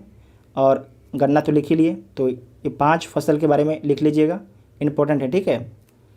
तो गेहूं जो आपके नकदी फसल नहीं है, तो डी इसका राइट आंसर हो जाएगा। नेक्स्ट है कि स्वतंत्रता प्राप्ति के बाद भारत ने सर्वाधिक प्रगति की, तो भारत जो है सर्वाधिक प्रगति किस फसल के उत्पादन में करता है, तो गेहूं के उत्पादन में, ठीक है, गेहूं के उत्पादन में, तो डी इसका राइट आंसर हो जाएगा, ठीक है। हरित क्रांति कब प्रारंभ होता है, तो 1965 के बाद जो है हरित क्रांति भारत में आती है, ठीक है, 1965 के बाद, तो डी इसका राइट आंसर हो जाएगा। नेक्स्ट है कि प्रमुख खाद्य फसल है, तो प्रमुख जो भारत में खाद्य फसल कौन सी है, तो भारत में जो प्रमुख खाद्य फसल है चावल है, ठीक है, चावल, क्योंकि भारत के ज़्यादा क्षेत्रों पर चावल बोई जाती है, ठीक है, करीब 43% के आसपास, तो बी इसका राइट आंसर हो जाएगा। नेक्स्ट है कि भारत के चावल के कटोरे क्षेत्र का नाम बताइए, तो भारत के जो है कटोरे क्षेत्र का नाम क्या है, तो कृष्णा गोदावरी डेल्टा क्षेत्र है, ठीक है, कृष्णा गोदावरी डेल्टा क्षेत्र है, तो बी इसका राइट आंसर हो जाएगा। जो कृष्णा गोदावरी डेल्टा क्षेत्र है ये आपके प्राचीन काल से ही जो चावल के उत्पादन का बहुत बड़ा क्षेत्र है, ठीक है, तो बी इसका राइट आंसर हो जाएगा। नेक्स्ट क्वेश्चन है कि बहुत ज़्यादा पसीना चल रहा है। नेक्स्ट है कि खेती के अंतर्गत क्षेत्र के अनुसार भारत में सबसे महत्वपूर्ण खाद्य फसल कौन सी है, तो खेती के अंतर्गत जो है क्षेत्र के अनुसार भारत में जो है सबसे महत्वपूर्ण खाद्य फसल कौन सी है, चावल है। तो देखिए सेम क्वेश्चन को रिपीट किया गया है, यहाँ पर किधर था ये क्वेश्चन, ये पूछा गया 1996 में पूछा गया है, ठीक है, 1996 में पूछा गया है, और ये पूछा गया है आपकी 2000 में पूछा गया, ठीक है, 2000 में पूछा गया, तो डी इसका राइट आंसर हो जाएगा, डी इसका राइट आंसर हो जाएगा। और इसमें आपको याद रखना है कि गेहूं कितना % क्षेत्र पर होता है, तो गेहूं जो आपके 31.5% क्षेत्र पर होता है, ठीक है, 31.5% क्षेत्र पर होता है, और चावल 43.8% क्षेत्र होता है, इसे नोट कर लीजिएगा, आपके एग्ज़ाम के लिए इंपॉर्टेंट हैं।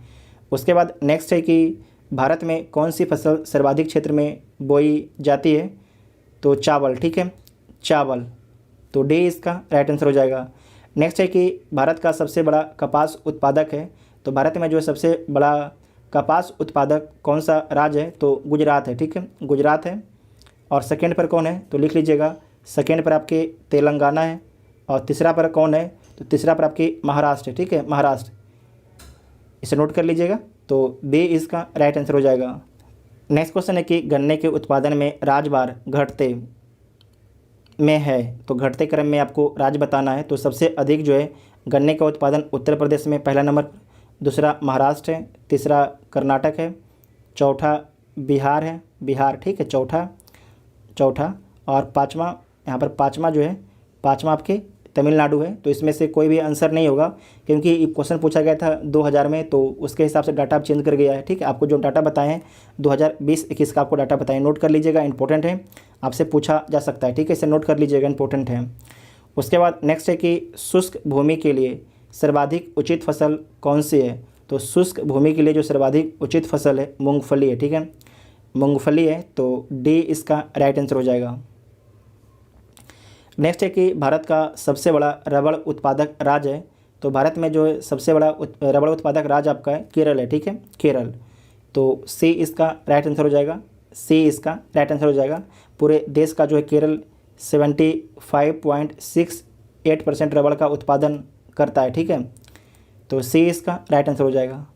नेक्स्ट है कि निम्नलिखित में से भारत का कौन सा राज्य रबड़ के उत्पादन में अग्रणी है, तो बी केरल हो जाएगा। ये क्वेश्चन कब पूछा गया था, ये पूछा गया है 1999 में, और ये पूछा गया है 2017 में, ठीक है। तो देखिए क्वेश्चन रिपीट होता है, तो आप लोग ध्यान से जो सारा प्रीवियस ईयर क्वेश्चन उसे देखा कीजिए, बहुत ही आपको एग्जाम में हेल्प करेगा। उसके बाद नेक्स्ट है कि भारत जो है सर्वश्रेष्ठ उत्पादक एवं उपभोक्ता है किस चीज़ का, तो आपको याद रखना है, डाटा चेंज कर गया है, भारत अब जो है भारत सर्वश्रेष्ठ उत्पादक एवं उपभोक्ता है दाल का, ठीक है, दाल का, तो डी इसका राइट आंसर हो जाएगा। इसमें आपको याद रखना है जो चाय है, चाय का भारत जो है सेकेंड उत्पादक है, सबसे बड़ा उत्पादक आपके चाइना है, ठीक है, सबसे बड़ा उत्पादक जो आपके चाइना है, इस बात को आपको ध्यान रखना है। और सबसे बड़ा उपभोक्ता भी आपके चाइना है। भारत जो है दूसरा सबसे बड़ा उत्पादक है और दूसरा सबसे बड़ा उपभोक्ता है। इस बात को आपको ध्यान रखना है। नेक्स्ट क्वेश्चन है कि निम्नलिखित में से किस पहाड़ी पर चाय बागान नहीं है? तो कानन देवन पर है। कानन देवन कहाँ पर है? तो केरल के इडुक्की ज़िले में स्थित है, ठीक है। नीलगिरी पर भी आपके चाय बागान है, दार्जिलिंग में भी चाय बागान है, जबकि गिरनार गुजरात में जो है चाय बागान नहीं है। तो डी इसका राइट आंसर हो जाएगा। ये क्वेश्चन कब पूछा गया था? तो 2019 में क्वेश्चन आपसे पूछा गया था।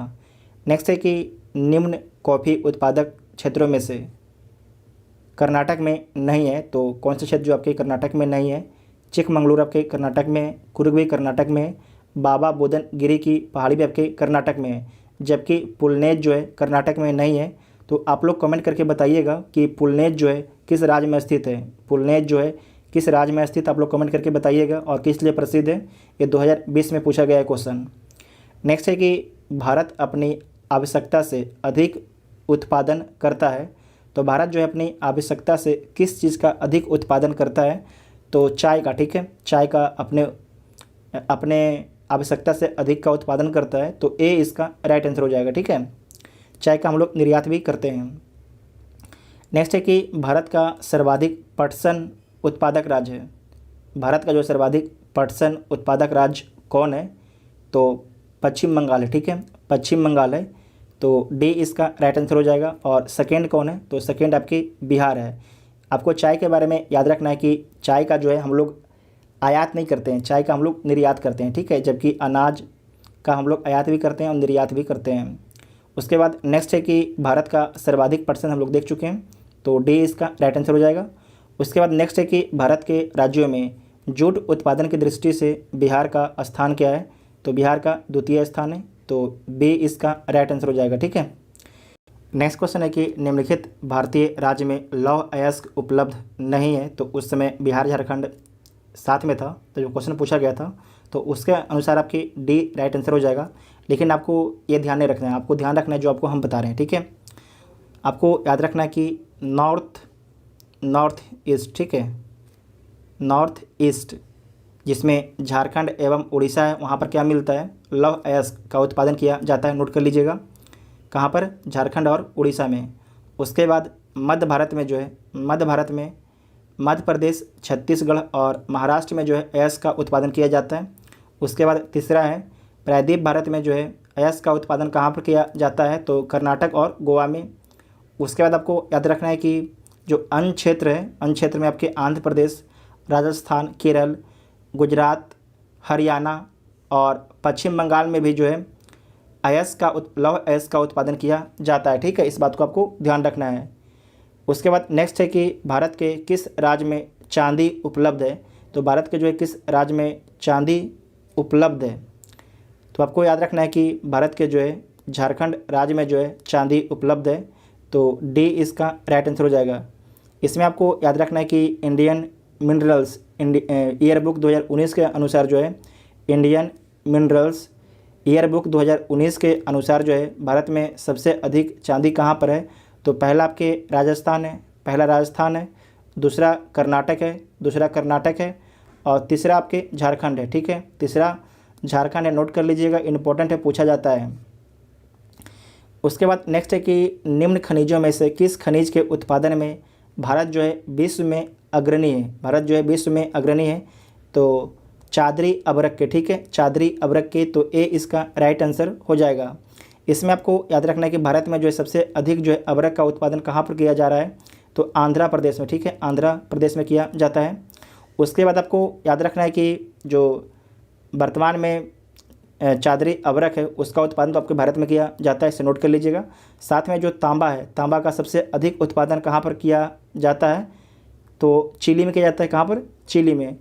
उसके बाद जिप्सम, जो जिप्सम का सर्वाधिक उत्पादन कहाँ पर किया जाता है? तो चीन में किया जाता है। उसके बाद है लौह अयस्क, लौह अयस्क का सर्वाधिक उत्पादन कहाँ पर किया जाता है? तो चीन में, ठीक है। जिप्सम का भी चीन में और लौह अयस्क का भी सबसे अधिक जो बड़ा उत्पादक आपके है चीन है, इसे नोट कर लीजिएगा, चारों पॉइंट के इंपॉर्टेंट है। तो इसका ए राइट आंसर हो जाएगा, ए इसका राइट आंसर हो जाएगा, ठीक है। नेक्स्ट क्वेश्चन है कि भारत का कौन सा राज्य सर्वाधिक अबरक उत्पादन करता है? तो इसमें देखिए झारखंड है, ये पुराना डाटा है, लेकिन नया डाटा के अनुसार आपकी हो जाएगा आंध्र प्रदेश। ठीक है, आंध्र प्रदेश, इसे नोट कर लीजिएगा, इंपॉर्टेंट होगा। अब केवल जो है इस बात को ध्यान रखिएगा, वर्तमान में जो है केवल अबरक का उत्पादन आंध्र प्रदेश राज्य में किया जा रहा है, इंडियन मिनरल्स ईयरबुक डाटा 2019 के अनुसार। ठीक है, केवल आंध्र प्रदेश में, फिर से बोल देते हैं, नोट कर लीजिएगा, इंपॉर्टेंट है। ठीक है, नेक्स्ट क्वेश्चन है कि भारत में खनिज उत्पादन में समृद्ध राज्य पहचानिए। तो भारत में जो है खनिज उत्पादन में समृद्ध राज्य कौन है? तो ये क्वेश्चन पूछा गया 1994 में, तो उस समय बिहार झारखंड अलग नहीं हुआ था, तो उसके अनुसार तो आंसर हो जाएगा सी। लेकिन आपको देखना है अब के अनुसार। ठीक है, 2015 और 16 में जो डाटा आया है उसके अनुसार देखिए, तो जो सबसे अधिक जो है भारत में खनिज उत्पादन में समृद्ध राज्य है, उसमें पहला है छत्तीसगढ़। ठीक है, दूसरा है झारखंड, तीसरा है तेलंगाना, चौथा है आंध्र प्रदेश, और पाँचवा है पश्चिम बंगाल। ठीक है, पाँचवा है पश्चिम बंगाल, और छठा आपके बिहार, छठा है बिहार। नोट कर लीजिएगा, इंपॉर्टेंट है, बिहार आपके छठा है 2015-16 के डाटा के अनुसार। खनिज उत्पादक जो डाटा आपके आता है उसमें इंडियन ब्यूरो ऑफ माइंस का आया था 2015-16 में, उसके अनुसार आपको हम बता रहे हैं। ठीक है, इंडियन ब्यूरो ऑफ माइंस का जो डाटा आया था 2015-16 में, उसके अनुसार आपको हम बता रहे हैं। नेक्स्ट क्वेश्चन है कि कोयला उत्पादन में राज्यवार घटता क्रम। तो सबसे अधिक जो कोयले का उत्पादन कहाँ किया जाता है वर्तमान में? तो वर्तमान में किया जाता है छत्तीसगढ़ में। नोट कर लीजिएगा, छत्तीसगढ़ में। ये क्वेश्चन पूछा गया 1999 में, तो उस समय तो बिहार और झारखंड सेम ही था। उसके बाद सेकेंड आपके उड़ीसा। ठीक है, उड़ीसा, और तीसरा आपके झारखंड, तीसरा आपके झारखंड। ये तीनों पॉइंट को आपको नोट कर लेना है। ठीक है, नेक्स्ट क्वेश्चन देखिए कि कोरबा कोयला क्षेत्र अवस्थित है। तो जो कोरबा कोयला क्षेत्र किस राज्य में अवस्थित है? तो छत्तीसगढ़ राज्य में अवस्थित है। ठीक है, छत्तीसगढ़ राज्य में जो है कोरबा कोयला क्षेत्र अवस्थित है, तो बी इसका राइट आंसर हो जाएगा। नेक्स्ट क्वेश्चन है कि किस खनिज से रेडियम प्राप्त किया गया था? तो पिंच ब्लेडे से। ठीक है, पिंच ब्लेडे से, तो बी इसका राइट आंसर हो जाएगा। और नेक्स्ट क्वेश्चन है कि भारत में पहला पनबिजली शक्ति केंद्र आरंभ हुआ। तो भारत में जो पहला पनबिजली जो शक्ति केंद्र आरंभ हुआ, इसे ध्यान से लिख लीजिएगा। ये पहला शुरुआत हुआ था कि भारत में जो है प्रथम जल विद्युत संयंत्र की स्थापना जो 1897-98 में एक कहाँ पर किया जाता है? तो पश्चिम बंगाल के दार्जिलिंग में एक लोकेशन है सिद्रपोंग। ठीक है, सिद्रपोंग, वहाँ पर स्थापित किया गया था। लेकिन ऑप्शन में है नहीं, ऑप्शन में क्या है? तो ऑप्शन में आपके है शिव समुद्रम। ठीक है, शिव समुद्रम, तो डी इसका राइट आंसर हो जाएगा। जो शिव समुद्रम है, ये पनबिजली कब स्थापित किया गया था? तो 1902 में जो है ये पहला जो सेकंड पनबिजली स्थापित किया गया था, और शिव समुद्रम उसका नाम था। किस नदी पर स्थापित किया गया था? तो आपको याद रखना है, यह स्थापित किया गया था आपके कावेरी नदी पर, कावेरी नदी पर स्थापित किया गया था। ठीक है, साथ में आपको याद रखना है कि जो शिव समुद्रम परियोजना था, इसे स्थापित करने का उद्देश्य था कि जो कर्नाटक में कोलार माइंस जो आपके खान थे, उसको बिजली प्रोवाइड करना इसका उद्देश्य था। ठीक है, तो डी इसका राइट आंसर हो जाएगा। नेक्स्ट क्वेश्चन है कि भारत में ऊर्जा उत्पादन एवं उपभोग के संबंध में निम्नलिखित में से कौन सा कथन आपके सही नहीं है? तो देख लीजिए, गत दशक में भारत में ऊर्जा उत्पादन में ह्रासमान प्रवृत्ति लक्षित हुई है, तो सही है। विश्व में जो है प्रति व्यक्ति ऊर्जा उपभोग भारत में न्यूनतम है, तो ये भी सही है।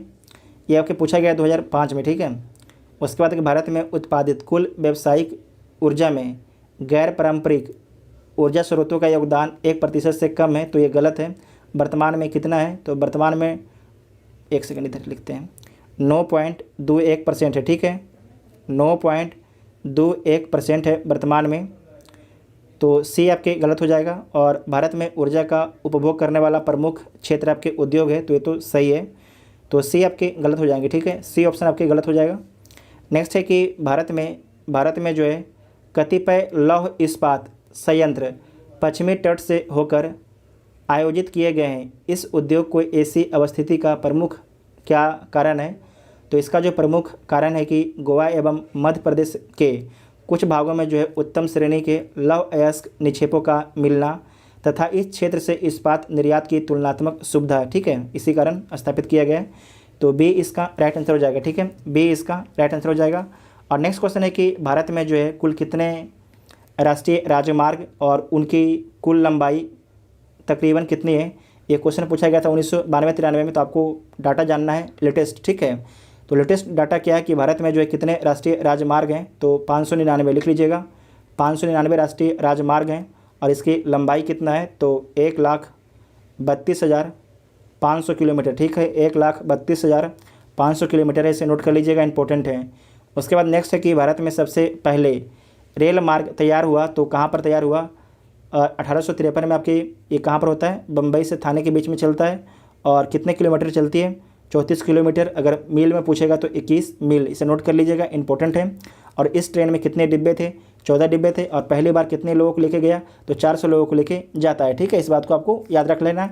और किसके काल में प्रथम रेल स्थापित किया गया, तो डलहौजी के शासन काल में, इतना आपको नोट कर लेना है। नेक्स्ट क्वेश्चन है कि बड़ी लाइन की दो पटरियों के बीच दूरी होती है तो कितना होती है, 5.5 फीट होती है, ठीक है, 5.5 फीट। तो बी इसका राइट आंसर हो जाएगा।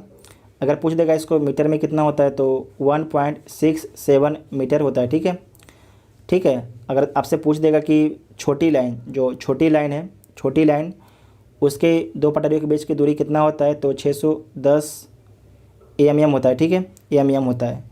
पूछ देगा मीटर गेज, जो मीटर गेज होता है उसमें दो पटरियों के बीच की दूरी कितना होता है, तो 1 मीटर, ठीक है, 1 मीटर होता है। नोट कर लीजिएगा, तीनों पॉइंट इंपॉर्टेंट हैं। उसके बाद नेक्स्ट है कि मारमुगाओ जो पत्तन स्थित है, ये कहाँ पर स्थित है, तो गोवा में स्थित है, ठीक है, गोवा में। तो सी इसका राइट आंसर हो जाएगा, सी इसका राइट आंसर हो जाएगा, ठीक है। आपको कमेंट करके बताना है कि जो मारमुगाओ पत्तन है किस नदी के मुहाने पर है, किस नदी के मुहाने पर है, आप लोग कमेंट करके बताइएगा, ठीक है। और गोवा में एक और नदी है, इंपॉर्टेंट नदी है, उसके बारे में यूपीएससी पूछ चुका है, तो उसके बारे में भी आप लोग लिखिएगा कमेंट बॉक्स में। उसके बाद नेक्स्ट है कि भारत का 13वां प्रधान बंदरगाह किस राज्य में स्थापित किए जाने वाला है, तो महाराष्ट्र में। तो सी इसका राइट आंसर हो जाएगा, ठीक है, महाराष्ट्र के वाधवान में, नोट कर लीजिएगा। तो सी इसका राइट आंसर हो जाएगा। नेक्स्ट है कि सुल्तानपुर वर्ल्ड सेंचुरी स्थित है तो कहाँ पर स्थित है, तो गुड़गांव में स्थित है। तो सी इसका राइट आंसर हो जाएगा। नेक्स्ट है कि अंटार्कटिका में भारत की तृतीय शोध केंद्र का नाम क्या है, तो उसका नाम है भारती। कब स्थापित किया जाता है, 2012 में स्थापित किया जाता है। और पहला कौन है, तो पहला आपके दक्षिण गंगोत्री, नोट कर लीजिएगा, पहला आपके दक्षिण गंगोत्री है। ये कब स्थापित किया जाता है, तो 1983-84 में स्थापित किया जाता है। और दूसरा कौन है, तो दूसरा आपके मैत्री, यहाँ पर लिखा हुआ है दूसरा आपके मैत्री। और इसकी स्थापना कब की जाती है, तो 1988 और 89 में। अभी सक्रिय कौन अपना है, अपना भारतीय अभी सक्रिय अपने काम कर रहा है। जबकि जो गंगोत्री है, जो दक्षिणी गंगोत्री और मैत्री दोनों डिस्ट्रॉयड हो गया है, ख़त्म हो गया है। उसके बाद लास्ट क्वेश्चन है कि निम्नलिखित में से किस क्षेत्र में प्रवाल भित्ति नहीं पाई जाती है, तो जो प्रवाल भित्ति है मन्नार की खाड़ी में पाई जाती है, कच्छ की खाड़ी में पाई जाती है, लक्षद्वीप और मिनिकॉय द्वीप में भी पाई जाती है, जबकि कैम्बे की खाड़ी में नहीं पाई जाती है। तो ए इसका राइट आंसर हो जाएगा, ठीक है, ए इसका राइट आंसर हो जाएगा। और साथ में आपको याद रखना कि अंडमान और निकोबार द्वीप में भी जो है प्रवाल भित्ति पाई जाती है। जितना भी आपके ज्योग्राफी का इंपॉर्टेंट क्वेश्चन था, सारे क्वेश्चन को हम लोगों ने डिस्कस कर लिया है। आप लोग को वीडियो कैसा लगा, आप लोग कमेंट करके ज़रूर बताइएगा, ठीक है। और जो अभी तक पुराना वीडियो नहीं देखें, आप लोग जाकर जरूर देखिए,